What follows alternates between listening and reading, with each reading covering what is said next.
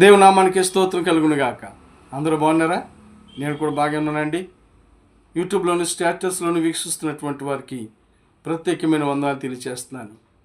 మరి యేసుక్రీస్తు ప్రభు వారు పునరుత్థానుడైన తర్వాత 40 దినాలు జరిగిన సంఘటనలలో ఒక భాగమైనటువంటి ఎమ్మాయి గ్రామంలో జరిగే సంగతులను ఒక్కొక్కటిగా ధ్యానించుకుందాం.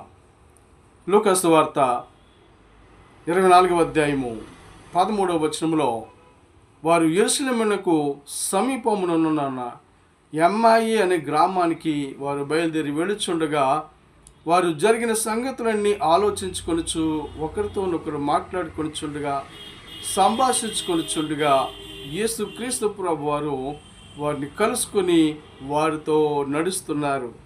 దేవునామానికి మహిమ కలుగునుగాక. ప్రియులరా, యేసుక్రీస్తు ప్రభు పునరుత్థానుడై తన శిష్యులకు కనిపిస్తూ ఒక ఇద్దరు ఎమ్మాయి గ్రామానికి వెళుచుండగా వారితో కలిసి నడిచేటటువంటి ప్రయాణము ఎంత అద్భుతమైనటువంటి సంగతి అండి. అయితే వారి కన్నులు తెలియకుండా, వారి కన్నులకు మరి ఆయన ఎవరు అని తెలియకుండా వారి కన్నులకు అంధత్వం కలిగినట్లుగా మనం చూస్తుంటున్నాం. పైగా ఆయన అంటున్నారు, ఏమి జరిగింది అని అడుగుతుంటే వారు అంటున్నారు, ఏమన్నా తెలుసా, మరి ఈ యెరూషలేములో జరిగిన సంగతులు నీవు ఒక్కడమే ఎరగవా అని అడుగుతుంటుంటే ఏ సంగతులు అని అడుగుతున్నారు. ఆయనకి తెలియదా అండి? తెలుసు.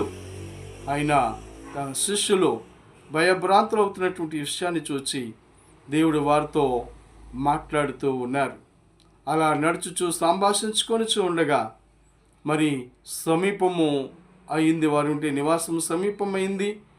ఒక దూరము వెళుచున్న బాటసారిగా వారికి కనిపించారు యేసుక్రీస్తు ప్రభు వారు.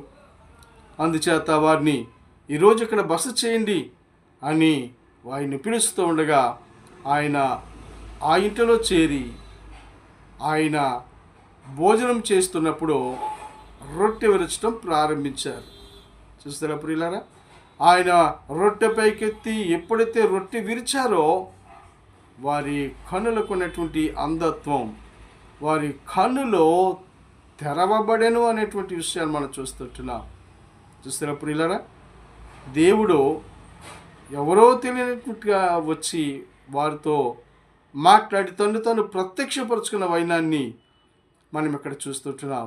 ఈరోజు యేసుక్రీస్తు ప్రభు కూడా నీతో ప్రత్యక్షపరుచుకుంటున్నాడు. ఈ మాటల ద్వారా దేవుడు నిన్ను దీవించునుగాక. ఆమేన్, ఆమేన్, ఆమేన్.